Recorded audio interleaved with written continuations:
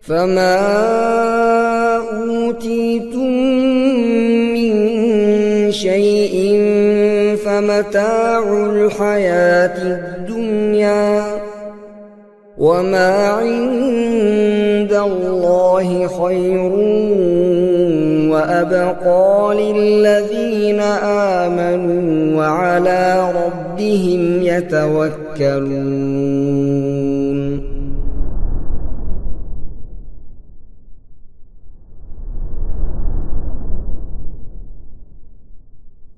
إن الحمد لله نحمده ونستعينه ونستغفره ونعوذ بالله من شرور أنفسنا وسيئات أعمالنا من يهده الله فلا مضل له ومن يضلل فلا هادي له أشهد أن لا إله إلا الله وحده لا شريك له وأشهد أن محمدا عبده ورسوله لا نبي بعده.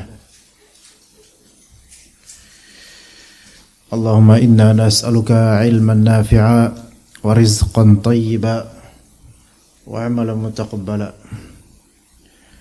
Para ikhwah sekalian rahimakumullah dan akhwat, para aba dan ummahat, kita lanjutkan kajian kitab tafsir Ibn Katsir surat Al-Baqarah 132 sampai 134. Masih tentang bagaimana Nabi Ibrahim alaihissalam dan wasiat beliau terhadap anak-anaknya serta wasiat Nabi Yaqub alaihissalam terhadap anak-anaknya tentang pentingnya menjaga agama Allah, menjaga iman di hati, menjaga keislaman, dan pentingnya memikirkan tentang harusnya wafat dalam keadaan muslim. Maka kita mulai dari ayat 132. Setelah kita berta'awudz, a'udzu billahi minasyaitonir rajim. Wa wassa biha Ibrahim banihi wa Yaqub ya baniya innallaha astafa lakumud-din fala tamutunna illa wa antum muslimun. أم كنتم شهداء إذ حضر يعقوب الموت إذ قال لبنيه ما تعبدون من بعدي قالوا نعبد إلهك وإله آبائك إبراهيم وإسماعيل وإسحاق إلها واحدا ونحن له مسلمون تلك أمة قد خلت لها ما كسبت ولكم ما كسبتم ولا تسألون عما كانوا يعملون. Kalau kita baca terjemahannya dulu, dan Ibrahim telah mewasiatkan ucapan itu ke anak-anaknya. Demikian pula Yaqub alaihissalam. Seperti apa ucapannya kepada anak-anak mereka?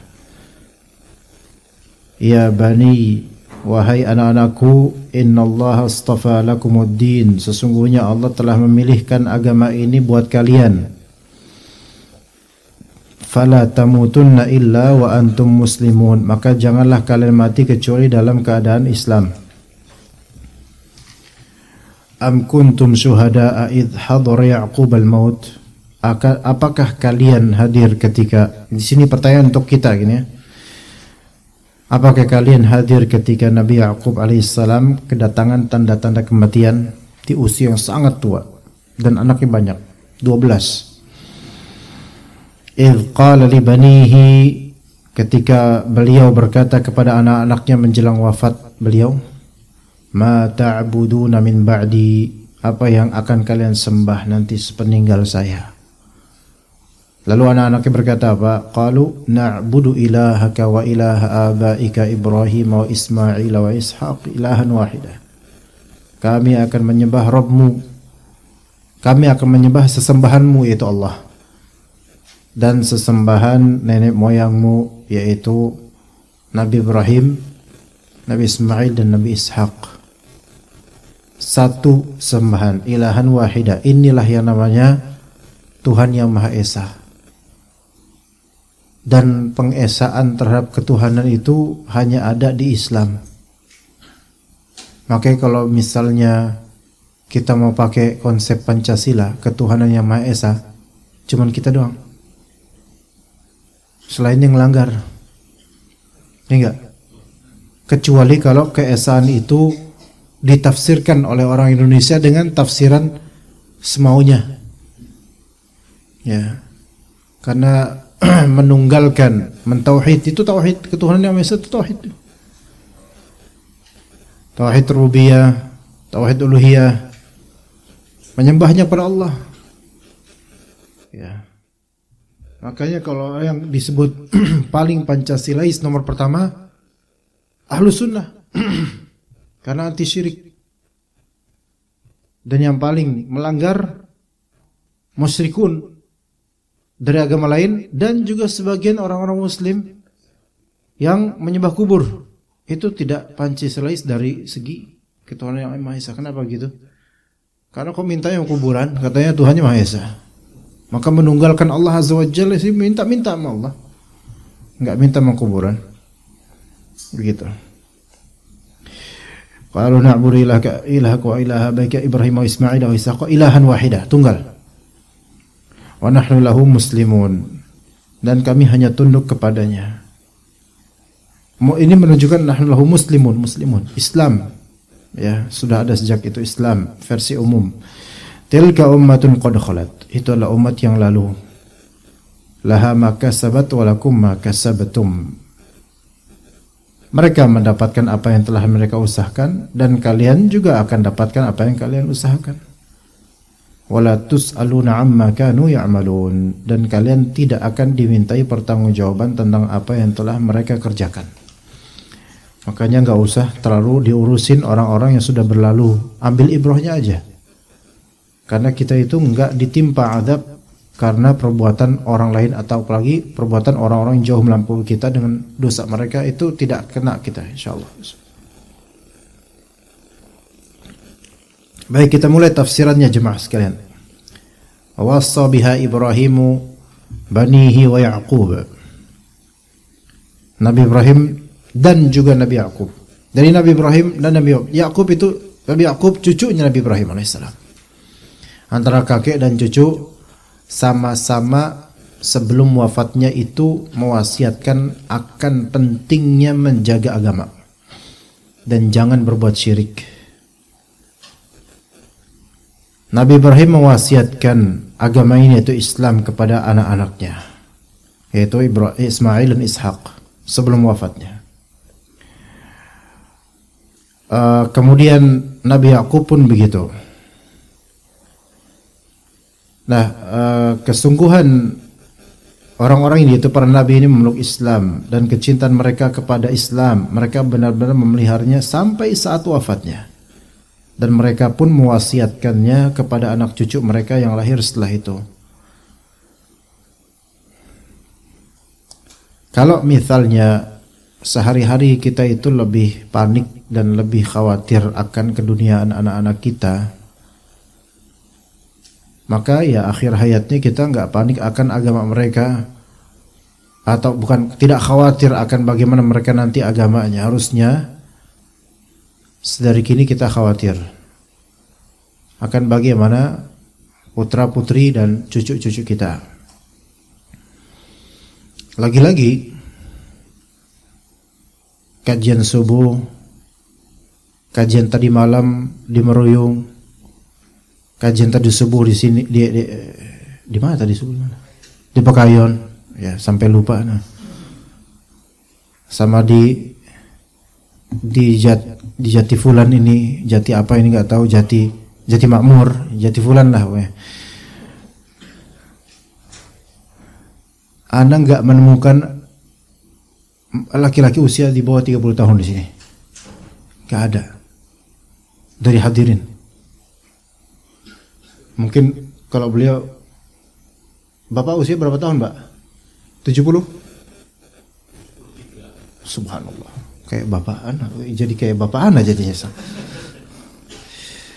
Gak ada usia di bawah 30 tahun. Antara 10 sampai 30 mana? Tadi pagi juga gitu. Ya. Dan nanti maghrib insyaallah ada kajian di Baitur Rahman MRC. sulit menemukan antara 10 sampai 30 tahun.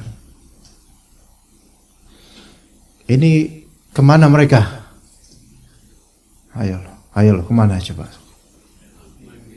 Main HP. Di kafe. Atau malas-malasan Sabtu, namanya juga hari libur ya. Pernah nggak kepikiran Pak hal kayak gini Pak? Anak-anak sejujurnya belakangan ini makin kepikiran. Mulai jarang yang, mulai menyedikit yang ngaji dari kalangan Gen Z ini nih. Beneran anak kepikiran gitu, subhanallah. Tapi ya mereka banyak yang belajar ada. Hanya mereka maunya belajar secara efisien versi logika mereka. Yaitu lewat handphone, nonton live streaming, ikut HSI dan seterusnya. Bukan salah HSI-nya, bukan. Tetapi mereka mencari cara yang efisien versi mereka. Namun kita temukan banyak ilmu memang mereka tahu hanya sekadar wawasan, thaqafah dan pengetahuan. Tapi enggak mendalam dan enggak menyusup ke masalah akhlak dan adab majelis. Maka kita lihat ikhwan, generasi Gen Z ini ketika mereka hijrah ke manhaj salaf, antum lihat pakaian mereka itu ya gaul-gaul aja. Akhlak mereka enggak tercermin akhlak sunnah. Menang jenggot doang dan cingkrang itu juga celana pensil. Banyak yang seperti itu. Dan juga sebagian ustadz akhirnya memprovide dakwah agar menarik mereka. Sehingga ketegasan dan kewibawaan manhaj ini kadang-kadang harus dikorbankan demi supaya mereka itu ikut. Makanya ada dakwah moge, touring ini, touring itu. Terus ustadznya suka selfie, suka instagraman, bikin drama ini, drama itu. Gen Z yang dapat itu. Kayak gini, ya usia-usia menjelang pemakaman kok ini mah. Ya usia-usia tua, usia-usia ya ingat alam barzakh udah. Lawang di depan anak rata-rata usia-usia bismillah kok gimana? Ya emang kayak gitu Pak, subhanallah. Tadi pagi pun kayak gitu rata-rata orang-orang tua. Dan bahagia dengan itu karena rata-rata insya Allah kalau kajian orang-orang tua ini nggak nyari apa-apa ya udah ilmu aja gitu kan Pak. Insya Allah buat diamalkan, mudah-mudahan ikhlas, mudah-mudahan. Tapi ya ini fenomena, apakah kita harus nurutin 100% anak-anak ini atau kita harus balance gitu loh. Betul kita jangan gaptek, betul. Tetapi apakah sampai kita ke bawah arus, sampai bikin drama, bikin sketsa untuk dakwah, reels video dengan ustadznya acting dan seterusnya? Ini anak pribadi nggak gini gitu, ya anak pribadi. Nah, kekhawatiran ini harus ada Pak. Anak-anak kita masing-masing, cucu-cucu bapak ya, yang mereka generasi alfa ya, lahiran 2012 kemari, gimana nanti gitu loh. Betul Allah pasti jaga kaum muslimin, betul. Tapi kan secara individu belum tentu. Kalau umumnya kaum muslimin tetap ada insya Allah Allah jaga. Tapi kan individunya ini, ketika Nabi Ibrahim khawatir nanti sepeninggalku kalian nyembah apa. Nabi Yakub lebih-lebih nanti disebutkan oleh beliau di dalam ayat ini. Nyembah apa? Artinya itu simpelnya di ayat. Tetapi kan kalau sekarang kita melihat bagaimana trek kehidupan sekarang yang tidak sesederhana ketika itu. Sekarang udah ada gadget, handphone, dan boleh jadi jauh lebih unggul handphone anak-anak dan cucu kita dibandingkan kita. Dan mereka bisa lebih banyak pengetahuan umumnya dibandingkan antum sekalian, beneran. Tapi kalau dari segi menyerap ke kalbu sampai bisa mengambil ibrah untuk kehidupan itu nggak banyak. Karena mudahnya berpaling dari apa yang harusnya dipelajari, cari yang lain, cari lain, ganti sini, ganti sana, switch sini, switch sana. Jadi nggak firm, nggak paten gitu ilmunya. Ilmu-ilmu yang karbitan dan kemudian mudah meluap. mudah menguap.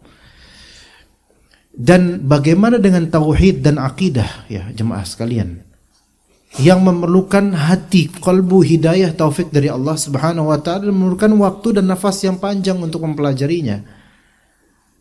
Kita akan mendapatkan materi-materi misalnya program-program seperti HSI, program-program dakwah dengan terskema, Masya Allah, kurikulum Masya Allah. Tapi toh ternyata itu kebaikan besar, tapi secara individual masing-masing impact-nya itu untuk pendalaman itu mengkhawatirkan. Dan memang orang-orang yang datang ke majelis umumnya itu lebih dalam memahami karena dia punya effort berjalan ke majelis ta'lim atau ke masjid. Bukan saya. Oh ya. Ya. Dan hal-hal lain ya. Ada keberkahan tersendiri di internet, tetapi ada kemunduran juga di balik itu gitu. Balance. Ya. Kemudian ini kenapa Anda bahas ini jemaah? Karena ini akan ada impact pada keimanan. Ilmu itu hanya sebatas wawasan, thaqafah, pengetahuan. Kalau orang-orang tua zaman dulu dengan kerasnya, mungkin versi dulu, ya sekarang disebut keras ya, ekstrim gitu. Mendidik anak-anaknya, nyabetin anak-anaknya, dalam. Yang orang tua zaman sekarang ya susah untuk merealisasikan itu karena bahaya juga kalau diketahuan oleh orang-orang bisa tercemar nama kita. Lalu bagaimana nih kita selain kita berdoa kepada Allah minta supaya zuriat dan keturunan kita itu merealisasikan fala tamutunna illa wa antum muslimun, janganlah kalian mati kecuali dalam keadaan Islam. Ini bukan kalimat sederhana yang lewat begitu aja, Pak. Kalau Nabi Ibrahim, Nabi Yakub itu khawatir sampai bilang jangan nanti kalian mati, jangan mati dulu kecuali dalam keadaan Islam gitu loh. Itu padahal zaman tersebut pemurtadan dan influencer yang membuat orang menjadi kufur itu enggak semasif sekarang, jemaah. Enggak semasif sekarang. Sekarang itu influencer ada yang terang-terangan untuk membuat kita kufur, ada yang dengan syubhat. Dan yang dengan syubhat lebih banyak. Komika-komika di stand up komedian itu mereka sebenarnya ngajak kepada kekufuran, banyak di antara mereka. Makanya ada dark jokes, yaitu candaan-candaan gelap yang temanya tema agama. Itu disukai oleh Gen Z ini. Banyak yang nonton, Pak. Ya ini saya nggak tahu apakah nyambung semua omongan anak, nyambung sama sebagian bapak-bapak, tapi kalau nggak nyambung baca auzubillahi minasyaitonir rajim aja, Pak. Tapi Anda menjabarkan, Pak, fenomena karena Anda insya Allah tergolong muda lah, kalau misalnya bandingkan Bapak kan jauh lah. Tapi inilah keadaan sekarang, Pak, yang perlu dikhawatirkan dan banyak-banyak doa, minta sama Allah gitu loh. Karena sebagian orang tua kadang nggak terbuka kacamatanya untuk bagaimana perkembangan anak-anak sekarang ini yang mengkhawatirkan. Ya. Meskipun anak pesantren misalnya. Kenapa, Pak? Assalamualaikum warahmatullahi wabarakatuh. Ayo, Pak. Ya. Maka kata Ibnu Katsir rahimahullah, artinya berbuat baiklah kalian ketika menjalani kehidupan ini, wasiat dari bapaknya. Dan berpegang teguhlah pada agama ini, niscaya Allah akan menganugerahkan kematian kepada kalian dalam keadaan Islam. Karena seringkali seseorang meninggal dunia dalam agama yang diyakininya dan dibangkitkan dalam agama yang dianutnya hingga meninggal, alhamdulillah. Dan Allah telah menggariskan sunnahnya bahwasanya siapa yang menghendaki kebaikan akan Allah beri taufik dan dimudahkan oleh Allah. Dan siapa yang berniat kepada kebaikan maka akan dituguhkan. Jadi niatannya nih, ingetin anak-anak kita dan cucu kita, istri kita terutama. Yang demikian ini tidak bertentangan dengan yang diterangkan dalam sebuah hadis sahih. Ya, mengerikan ini kalau kita bayangkan, inna rajula la ya'malu bi'amali ahli jannah. Sesungguhnya ada orang benar-benar mengerjakan amalan penghuni surga. Hatta ma yakunu bainahu wa bainaha illa ba'. Hingga jarak antara dia dengan surga tinggal satu depa atau satu hasta. Artinya amalan itu kalau memang diterima oleh Allah, itu udah deket banget sama surga gitu loh. Fayasbiqu alaihi alkitab, tetapi dia didahului oleh alkitab yang berada di Lauh Mahfuz, yaitu takdir itu telah melampaui dia. Orang mungkin mengiranya ini ahli surga gitu loh. Tapi takdir itu sudah diputuskan untuknya. Apa yang terjadi? Fayamalu bi'amali ahli nari fayadkhuluha. Maka ia pun mengerjakan amalan penghuni neraka sehingga ia pun masuk neraka. Yang tadinya banyak mengamalkan amalan surga, menuntut ilmu, beramal ini, beramal itu, tiba-tiba endingnya itu su'ul khatimah. Dalam keadaan sedang melakukan amalan penghuni neraka, akhirnya masuk neraka. Padahal historinya secara zahir itu histori yang sangat bagus, sejarah yang sangat bagus dari amalan-amalan kehidupan. Tapi kok endingnya seperti itu? Kemudian, wa innar rajula la ya'malu bi'amali ahli an-nar hatta ma yakunu bainahu wa bainaha illa ba'un aw dhira' fayasbiqu 'alaihi al-kitab fay'amalu bi'amali ahli al-jannati fayadkhuluha. Dan sesungguhnya seseorang itu benar-benar ada yang mengerjakan amalan penghuni neraka sampai zahirnya dia itu antara diri dengan neraka tinggal satu depa atau satu hasta. Tetapi ia didahului oleh kitab, yaitu takdir. Maka ia pun mengerjakan amalan penghuni surga hingga ia pun masuk surga. Loh, kontras. Ini historinya bad, buruk. Tapi kemudian kok endingnya baik gitu loh. Maka husnul khatimah dan su'ul khatimah seseorang, Allah yang tahu nantinya bagaimana. Kita menilai diri kita bakal husnul atau su'ul aja kita nggak tahu, apalagi menilai orang lain nantinya bagaimana. Nah, tapi kok seolah-olah tidak fair ya, tidak seperti tidak adil kok, sepertinya gitu, seolah-olah gitu. Historinya bagus, rekornya bagus, tapi kok endingnya buruk. Yang satu rekornya jelek, tapi kok endingnya bagus. Maka ada keterangan dalam riwayat lain yang menjadi pembeda. Kok bisa? Bisa. Yaitu la ya'malu bi'amali ahli jannati fima yabdu linnas. Seseorang mengerjakan satu amalan yang tampaknya orang lain sebagai amalan penghuni surga. Itu pas kelihatan orang aja dia melakukan amalan penghuni surga. Hakikatnya di kesendirian atau di keseharian itu enggak kayak gitu. Itu maksudnya. Itu maksudnya. Lah kalau kita bercermin kayak gini, zaman sekarang banyak kayak gini? Iya, sangat mungkin banyak, lebih banyak lagi. Karena untuk kebutuhan di media sosial itu kan kita punya banyak kebutuhan, Pak. Sandang ada, pangan ada, papan ada, pamer yang keempat. Jadi kita tuh sekarang zaman now itu ada 4 kebutuhan. Sandang butuh, pangan butuh, papan butuh, pamer yang butuh. Kemudian yang keempat. Bahkan kadang-kadang pamer nomor 1. Belum punya apa-apa, pamer dulu. Padahal itu cicilan. Nah kan gitu. Pamer dulu. Kebutuhan seperti ini. Ya subhanallah. Niatannya enggak dipedulikan, yang penting pamer amalan dulu. Subhanallah, antum lihat Pak, kita zaman dimudahkannya foto-foto handphone. Terus di sekitar Ka'bah betapa banyaknya yang selfie-selfie, yang mana para ulama Rabbaniyun mereka itu sudah mewanti-wanti, sering mewanti-wanti, hati-hati dengan penggugur amalan berupa riya, pamer, ujub, sum'ah, takabur dan seterusnya. Yang itu sangat mudah untuk masuk melalui foto dan gambar-gambar yang dipamerkan di media sosial. Mungkin awalnya pengen menciptakan kebahagiaan dan bisa sampai itu, tapi setan itu ketika ada kesempatan yang lebih terbuka akan menggerogoti keikhlasannya. Enggak mudah untuk lepas darinya, yang kadang-kadang kemudian dilawan nasihat ini oleh beberapa dari pemuda-pemuda. Itu suudzon kayak gitu. Kan bisa aja orang tuh foto-foto untuk mengisahkan kebahagiaan mereka, begini-gini dan seterusnya. Ya udah terserah. Terserah deh mau gimana. Ya.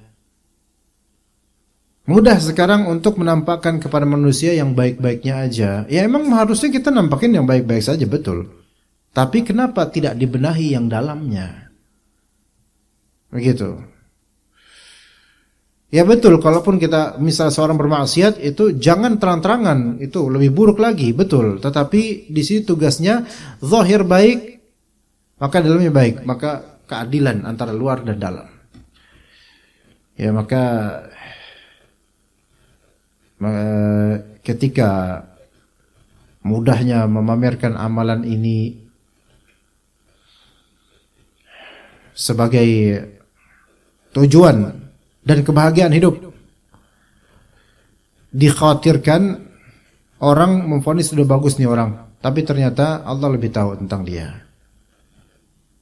Sebaliknya wa ya'malu bi'amali ahli nar fi ma yabdu linnas. Ada orang yang mengerjakan suatu amalan yang tampak oleh orang lain sebagai amalan penghuni neraka, padahal kalbunya itu menyesali apa yang dia lakukan.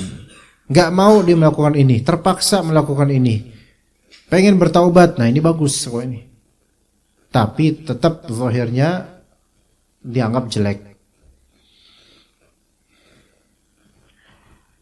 Maka, tapi ini semua dua kalimat ini ada konteks masing-masing jemaah. Yaitu seseorang yang tadi yang pertama apa? Beramal dengan amalan surgawi, masya Allah, tapi pas dilihat orang doang. Oke, ini bad side, jelek. Yang berikutnya ada orang beramal dengan amalan ahli nar. Yang tampaknya ini tampaknya amalan-amalan penghuni neraka. Maka orang-orang yang tidak mengerti qalbunya, tidak mengerti alasannya, tidak mengerti konteksnya, itu langsung menganggap, wah ini mah gampang kan neraka orang kayak gini mah, karena zahirnya amalan penghuni neraka. Yang barangkali ada orang seperti ini melakukan amalan penghuni neraka secara zahir, padahal dia ada uzur.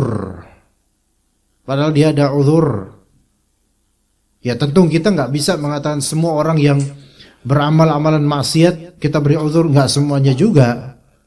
Kalau ada orang muslim di pinggir jalan minum khamar, ya masa kita beri uzur? Nggak apa-apa kamu minum khamar, saya maafkan, mungkin kamu lagi terdesak. Nggak bisa ngomong kayak gitu. Tapi memang ada orang-orang yang kelihatannya beramal amalan penghuni neraka, cuman dia itu terpaksa dan nggak bisa lepas dari itu. Ya, terjepit, kepepet dan seterusnya. Yang suatu saat dia bisa taubat karena qalbunya itu mengingkari apa yang dia amalkan. Taib, ini menunjukkan qalbu bisa berbeda dengan zahir dari perbuatan. Dan sekarang jemaah ya, kita bisa dapatkan anak-anak muda banyak sekali. Kelihatan di kehidupan nyatanya itu sangat berbeda jauh dengan kehidupan mayanya. Sangat jauh. Seperti ada wajah yang berbeda, kepribadian yang berbeda. Ini ujiannya seperti itu orang-orang ini. Jika bukan kita. Ujiannya seperti itu. Ya. Sehingga ini sebenarnya selamat apa enggak gitu loh. Ya sebelum kita, setelah kita memikirkan diri kita juga, ya keluarga kita, selamat apa enggak nih nanti. Ada yang adem ayem aja putrinya di rumah, adem ayem anaknya di rumah, tapi ternyata kita enggak tahu apa yang dilakukan dengan internet. Iya. Ada orang kelihatan kaya, kelihatan ini, tapi ternyata semuanya hutang dan dia terjerat dengan judi online atau pinjaman online. Dan itu nyamber juga bukan ke dirinya, tapi ke nomor-nomor lain dari nomor keluarganya. Karena HP-nya di-phishing oleh aplikasi yang dia download dan diincar tuh nomor-nomor primer di HP-nya. di kontaknya. Ya kan kayak gitu kan ada ya. Banyak itu. Impactnya ke siapa? Ke keluarganya, berat itu. Terjerat hutang online. Baik yang legal sesuai dengan kriteria OJK atau yang ilegal. Ya banyak yang ilegal, banyak banget. Jadi sekarang ini kompleks. Kita melihat seseorang kelihatannya Masya Allah, tapi ternyata ada kompleksitas kehidupan di balik itu. Kita melihat ada orang sebaliknya begajulan, dan kita lihat dia nggak punya pikiran. Nah ini juga banyak nih. Ini ODGJ. Yang sebagian dari orang-orang menyimpang itu akan menjadikannya sebagai wali lama-lama tuh. Iya. Masya Allah, anak kena sarang laba-laba. Nah, berkaitan dengan hal itu, Allah Ta'ala berfirman dalam surat lain, فَأَمَّا مَنْ أَعْطَى وَاتَّقَى وَصَدَّقَ بِالْحُسْنَى فَسَنُيَسِّرُهُ لِلْيُسْرَى. Adapun orang yang memberikan hartanya di jalan Allah dan bertakwa dan membenarkan adanya surga, adanya pahala, maka kami kelak akan menyiapkan bagi jalan yang mudah. Lihat, berarti berbuat ihsan dan memiliki akidah yang baik itu akan Allah mudahkan ke depannya. Fa'amma man a'ta kan berbuat ihsan, berbuat baik, tapi dia juga apa? Shaddaqa bil husna, yaitu percaya adanya surga dan balasan akhirat. Itu akan Allah mudahkan. Fasanuyassiruhu lil yusra. Nah, di sini ada apa? Ada suatu konsep dan kronologi, sebab akibat. Juga ada sir dan suatu rahasia yang lembut yang bisa kita istinbatkan dan ambil dari ayat ini. Orang yang a'ta wattaqa, ngasih dalam keadaan bertakwa, wasaddaqa bil husna, dan dia percaya akan ganjaran akhirat. Ini suatu konsep ya apa ya namanya ya. Ketika seseorang ngasih tapi dia nggak punya ketakwaan dalam ngasihnya, apa ditambah dia nggak percaya dengan ganjaran akhirat gitu loh, maka tidak ada keikhlasan dalam ngasihnya dia, dan tidak akan Allah mudahkan untuk ngasih berikutnya. Makanya agar kita legowo dalam beramal soleh, apalagi yang berkaitan dengan sedekah, adalah berusaha bertakwa ketika ngasih. Kemudian percaya akan ganjaran dari Allah Subhanahu wa taala. Maka itu akan Allah Subhanahu wa taala mudahkan untuk ke surga. Dimudahkan oleh Allah. Sebaliknya, wa amma man bakhila wastaghna wa kadzdzaba bil husna fasanuyassiruhu lil usra. Adapun orang-orang yang bakhil dan merasa dirinya cukup, sombong dia, serta mendustakan pahala yang baik, mendustakan pahala di akhirat. Maksudnya kurang percaya dengan dia nggak begitu mengincar janji Allah di akhirat. Maka kelak kami akan menyiapkan bagi mereka jalan yang sulit dunia dan akhirat. Ini surat Al-Lail 5-10. Nah, kalimat tadi wa amma man bakhila wastaghna, orang yang bakhil, pelit dan merasa cukup, nggak butuh sama Allah. Kemudian nggak mikirin pahala, kalau dia sedekah nggak mikirin pahala. Sedekah itu kalau dia ngasih harus ada liputan, harus ada impact di bisnisnya, harus ada feedback dari orang yang diberi, harus ada kemajuan di subscribernya, harus ada foto-foto atau diliput dan seterusnya. Hakikatnya bakhil. Jangan pernah berharap orang-orang yang seperti ini akan istiqomah dalam sedekah. Pada waktunya akan menjadi bom waktu dengan berhenti dari sedekah total, dan orang yang tadinya menganggap dermawan baru kelihatan belangnya. Karena kebakhilan itu kalau dipelihara tidak mungkin akan meneruskan sedekah, tidak mungkin. Seseorang sedekah banyak, tapi kalau bakhil pasti terhenti. Nggak bakal selamanya, karena sedekahnya dia itu demi kepentingan.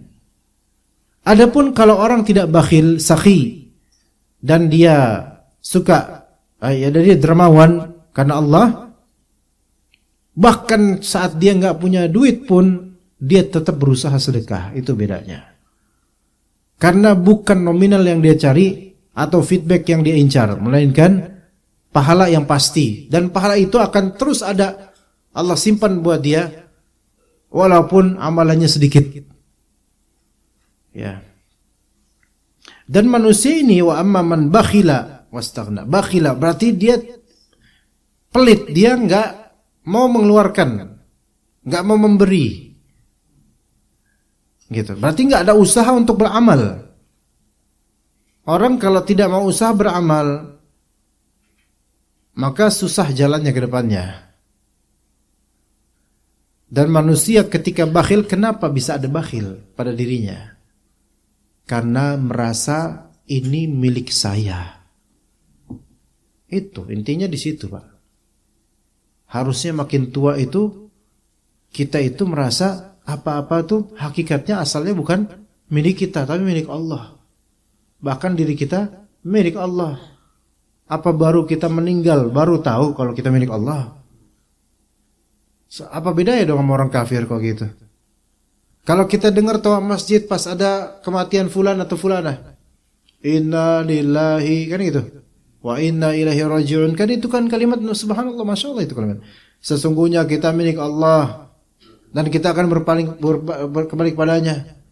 Apa itu enggak cukup tuh kalimat? Ya karena orang-orang inna lillahi itu biasanya langsung diam. Iya, bahkan tukang ketoprak yang sampai sekarang belum datang itu diam. Iya.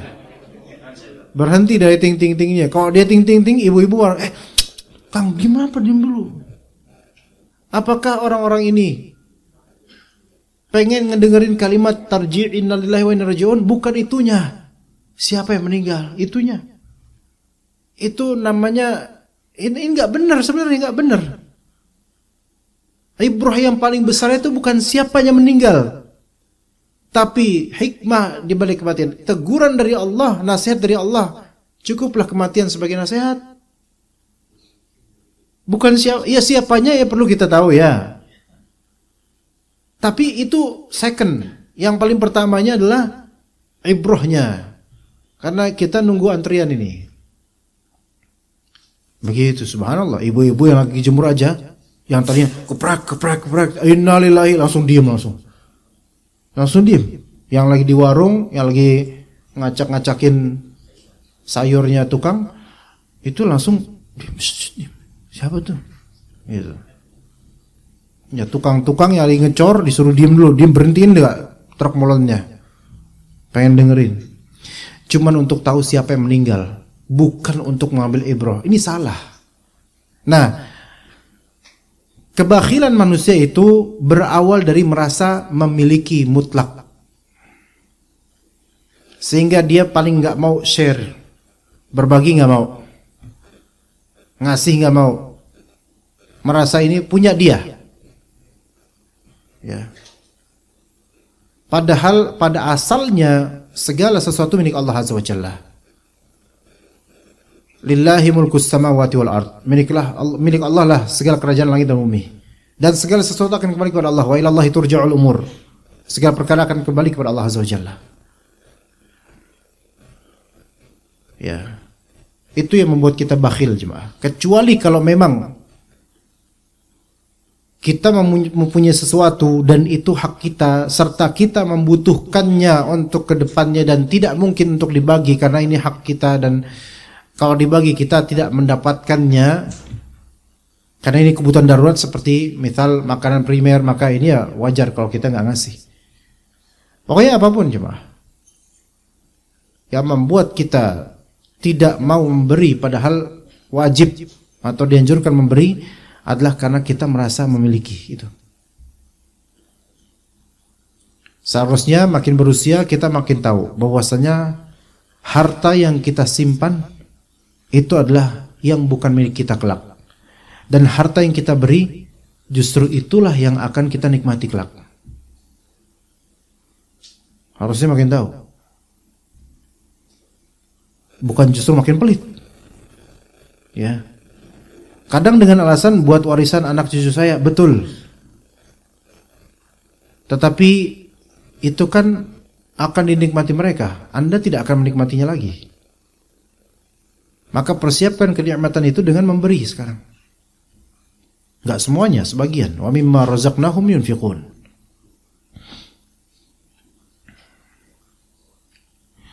Anak kecil ketika anak jadi karena ini makan somai ya.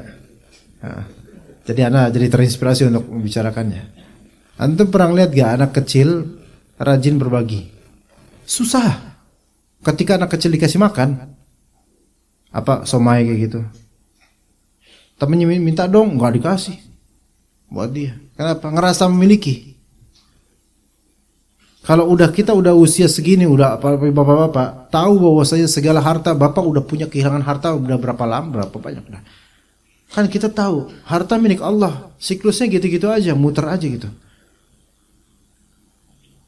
Allah yang ngasih, ya Allah juga yang ambil, terserah Allah dong, kan itu harta milik Allah Azza wa Jalla. Oke, orang-orang yang bakhil, nggak mau zakat, nggak mau sedekah, nggak mau infak, karena mereka merasa ini hasil saya. Ini milik saya. Ya. Tapi kalau kita perhatikan jemaah, harta yang berputar-putar ini enggak pernah ada yang jadi milik kita permanen. Enggak pernah, Pak. Apakah ada di antara harta Anda 10 tahun lalu dari duit persis Anda simpan sekarang? Enggak ada. Pasti udah ke tukang ketoprak. Iya kan? Maksudnya ke tukang ke orang-orang maksudnya. Kayak gitu. Ya, kalau masih ada kebakhilan diri kita, lihat Nabi SAW, ya, ini contohnya. Supaya kita rajin beramal, Pak, supaya kita rajin sedekah, karena kalau udah legowo hati itu ini semua milik Allah, terus kita legowo untuk banyak memberi, itu kedepannya akan mudah untuk beramal soleh. Rasulullah SAW pernah dirajut atau dibuatkan baju putih buat beliau oleh seorang ibu-ibu ya. Maka itu baju bagus, putih banget oleh. Dan Rasulullah paling suka baju putih, gitu. Makanya memakai baju putih polos sunnah, Pak, termasuk sunnah. Ya. Makai baju selama menutup aurat wajib atau sunnah. Makai baju yang putih itu sunnah lebih lagi gitu. Taib. Dibuatkanlah oleh ibu-ibu itu di zaman sahabat, zaman Nabi SAW kepada Nabi, ya Rasulullah, ini baju khusus saya buatkan untukmu, gitu. Ya itu di situ di hadis ini ada fadilah, keutamaan untuk saling bersedekah. Masya Allah, ini ada suara ini. Anak hilang fokus ini. Ya. Keutamaan untuk memberi hadiah pertama itu, dan juga ada kebaikan di memberi hadiah kepada tokoh agama gitu misalnya. Karena mungkin baju itu akan dipakai untuk berdakwah dan semisalnya itu, ya. Nah, bukan hanya baju, ya hal-hal lain yang mendukung dakwahnya itu bagus. Taib. Kemudian biasanya nggak sepanjang ini ting-tingnya, biasanya nggak gini deh. Ini bikin ganggu fokus konsentrasi nih. Karena memang anak lagi lapar soalnya, makanya anak ngomong kayak gini, ya. Ya. Nah, alhamdulillah udah penting. Nah, kemudian ketika beliau memakai baju putih itu di tengah-tengah sahabat, ada seorang sahabat minta, ya Rasulullah, bagus nih baju gitu. Boleh nggak buat saya? Sahabat lain lototin dia gitu. Karena para sahabat tahu ini baju baru diberi oleh seorang perempuan kepada Rasulullah SAW. Maka beliau apa coba? Apakah enak aja? Apakah kayak gitu? Ini baju baru nih, gitu. Enggak, itu kita mungkin. Tapi Rasulullah Pak, oh iya sebentar, saya ganti baju dulu ke rumah dulu. Paling baru first time pertama kali pakai, saya ganti baju dulu. Diganti baju putih yang baru dikasih itu dikasih ke orang yang tadi minta. Subhanallah. Para sahabat mereka setelah Rasul pergi melototin ini sahabat yang satu ini. Antum kan tahu Rasulullah kalau diminta sesuatu nggak bakal beliau menolak, pasti beliau kasih. Itu akhlaknya Rasulullah, karena Rasulullah SAW yakin banget bahwasanya semua yang beliau punya itu hakikatnya milik Allah. Ya udah, kasih. Ya. Gitu. Baju Anda ukuran XL, Pak. Jadi kalau antum yang sekarang pakai baju XL, lepas baju kasih Anda boleh sih. Tuh lihat, saking Rasulullah itu merasa baju yang beliau punya yang baru dikasih oleh seorang sahabiyah dengan tulusnya, itu pun udah, itu milik Allah, dari Allah. Dan ketika ada orang minta, berarti Allah takdirkan ini untuk milik dia, khalas, kasih. Sampai nggak kita selegowo itu jemaah? Subhanallah. Susah, berat memang. Kalau sampai sempurna itu susah, berat. Tapi orang itu ada alasan, sahabat itu ada alasan kenapa beliau minta kepada Rasulullah SAW hal itu, baju itu. Kalian tidak tahu, saya itu pengen baju putih ini supaya nanti kalau saya wafat, saya dikafankan dengan baju bekas Rasulullah SAW. Karena boleh bertabaruk dengan bekasnya Rasulullah di zaman itu. Kalau sekarang udah nggak ada, bekas sisanya udah nggak ada. Rambut, nggak mungkin. Ya, maka beliau pun, sahabat itu pun akhirnya ketika wafat dimakamkan dengan baju kafan dari baju itu. Masya Allah. Nah gitu. Itu contoh jemaah. Contoh Rasulullah betul-betul dermawan dan pemurah. Dan lihat Rasulullah SAW sebagaimana juga khalifah-khalifah yang awalnya mereka mungkin punya harta sebelum menjabat, setelah menjabat tambah kekayaan atau makin turun kekayaannya? Turun kekayaannya. Khalifah-khalifah zaman itu, Umar bin Abdul Aziz, Harun al-Rashid, itu juga begitu cuma. Berbalik dengan di mana lah ya gitu loh. Mau nyebut nggak enak. Di mana-mana lah gitu loh. Semakin memimpin ya semakin banyak cuannya. Kebalik. Ya, keberkahannya juga beda. Maka ini korelasinya dengan yang tadi, wasiatnya para rasul, para nabi kepada anak-anaknya, jangan mati kecuali dalam keadaan Islam. Artinya supaya antum istiqomah dan dapat husnul khotimah, maka beramal, terutama ngasih sedekah dengan ikhlas.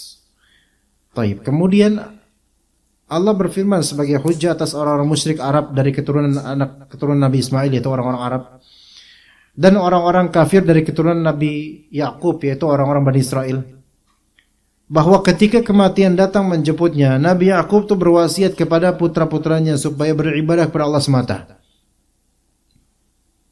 Sampai nanya, ma ta'buduna min ba'di, anak-anakku, apa yang kalian akan sembah sepeninggal saya? Maka apa kata anak-anaknya Nabi Yakub yang jumlah 12 itu? Kami akan menyembah sesembahanmu dan sesembahan Nabi Ibrahim, Nabi Ismail, Nabi Ishak. Satu sesembahan saja. Ayat ini kata Ibnu Katsir juga dijadikan dalil orang-orang yang menjadikan kedudukan kakek sebagaimana kedudukan ayah sehingga keberadaannya menghalangi atau menutupi saudara-saudara dalam memperoleh harta warisan. Ini masalah fikih. Bukan itu yang kita sedang bahas. Tapi jemaah sekalian rahimakumullah, lihat bagaimana perhatiannya seorang seorang ayah kepada anak-anaknya. Dan betapa mudahnya anak-anak yang muda memastikan kami akan menyembah Allah Azza wa Jalla. Tapi ini mudahnya mengeluarkan kalimat ini memang karena mereka betul-betul beriman, Pak. Iya. Dan apakah mereka itu punya masa lalu yang kelam? Oh iya. Anak-anaknya Nabi Yakub, masa lalunya penjahat bukan mereka? Oh, penjahat, Pak. Apa jahatnya? Adiknya dibuang ke sumur, dijual pula. Jahat itu. Mereka dihasut oleh syaitan. Iya. Nah, itu 10 orang loh tuh kayak gitu. Tapi sejahat-jahatnya orang, ya, kalau Allah bikin, bahasa Sunda bikin nyaho gitu loh, dengan kemiskinan, kefakiran, kesulitan yang menerpa bertahun-tahun lamanya itu. Jadi ketika Nabi Yusuf itu Allah uji dengan peristiwa seperti itu sampai ke Mesir, itu momentum bertahun-tahun itu jangan kira hidupnya anak-anak yang hasad ini makmur, enggak. Itu ada pelajaran juga tuh. Kalau kita berhasil menyingkirkan orang yang kita hasati, jangan harap kita makmur habis itu. Tetap aja susah. Malah orang yang kita dengki itu malah justru sukses gitu loh. Itu bertahun-tahun lamanya itu hidup 10 anak itu dan 11 sama Binyamin, sama Nabi Yakub alaihissalam, seorang bapak yang tua dan kemudian mulai buta karena kangen sama putranya. Ya. Itu pun jemaah, ketika bertemulah mereka dengan Nabi Yusuf alaihissalam dan belum ngerti ini Nabi Yusuf, belum ngerti karena udah berarti ini menunjukkan perubahan yang lama ya. Berarti bisa aja 10 tahun lebih, Pak. Karena kalau bedanya cuma 3 tahun, 4 tahun, mukanya masih mirip gitu loh. Tapi ini mungkin berapa tahun, Anda nggak disebutkan dalam Al-Quran berapa tahunnya. Udah berubah gitu loh, beda gitu loh. Mereka nggak sadar. Bahkan sampai pun ketika udah ketemu Nabi Yusuf sebagai Menteri BUMN ketika itu pun mereka tuh masih ngejelekin Nabi Yusuf. Ketika Benyamin yang dijadikan tersangka pencurian, itu masih aja tuh 10 saudara itu ngejelekin, oh dia tuh punya saudara yang jeleknya itu. Itu ngomongnya ke Nabi Yusuf dan yang mereka maksud Yusuf yang dulu gitu loh. Paham gak maksudnya itu? Mungkin dalam pikirannya Nabi Yusuf, lu sama aja ya main dulu ya, masih aja kayak gitu sama gua gitu kan. Kok bahasa-bahasa kekinannya masih aja ngomong kayak gitu, ya Allah gitu kan. Ini orang di depan kalian loh gitu kan. Ya. Jadi masih ada sekam kebencian mereka kepada Nabi Yusuf itu. Subhanallah.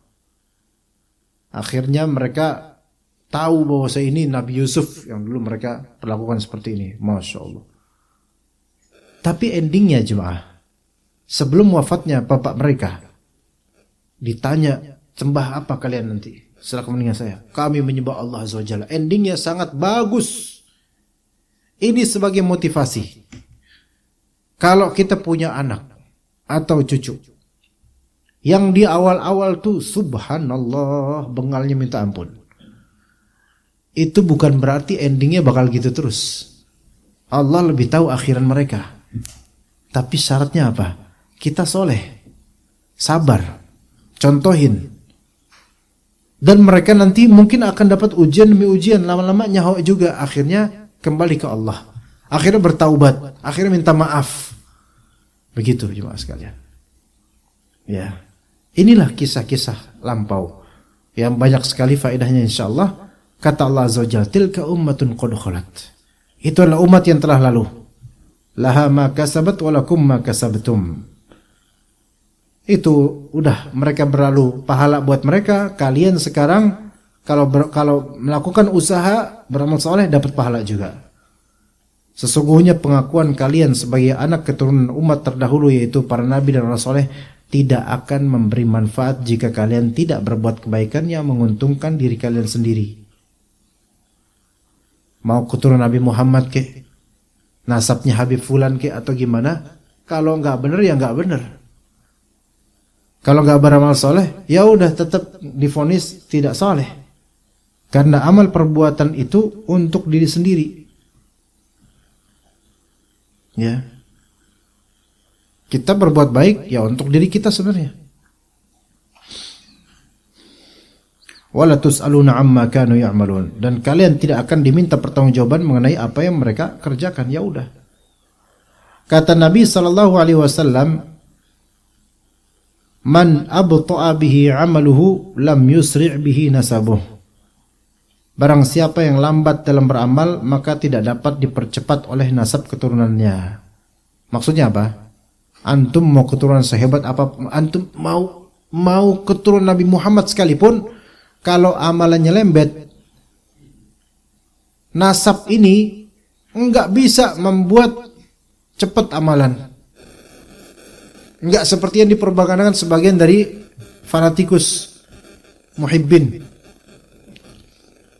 Yang enggak cinta Habib ini maka dia masuk neraka. Harusnya masuk surga maka harus mencintai Habib ini.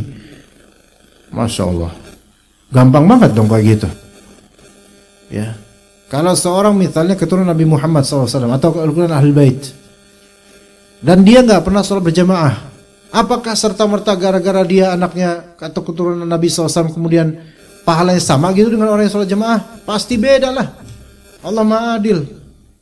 Kalau misalnya nasab itu secara zat bisa memberikan privilege tersendiri dalam beramal dan penerimaan amal, maka Islam di mana dong adilnya kalau kayak gitu? Kita menghormati nasabnya dan sanad nasabnya, tapi untuk orangnya, individunya, kembalikan itu kepada bagaimana akidahnya dan amalnya. Udah gitu. Itu yang adil. Dan betapa adanya orang, kata Syekh Utsaimin, yang tidak punya hasab wala nasab, nggak punya nasab yang baik, keluarganya biasa aja, tapi Allah angkat dia dengan ilmu syar'i dan amal saleh. Begitu. Ya wallahu alam, itu yang bisa kita sampaikan dari tafsir surat Al-Baqarah 132 sampai 134. Kita lanjut ke fiqih di kitab Sunan An-Nasa'i rahimahullah taala. Sallallahu ala nabi Muhammad wa ala alihi wasallam.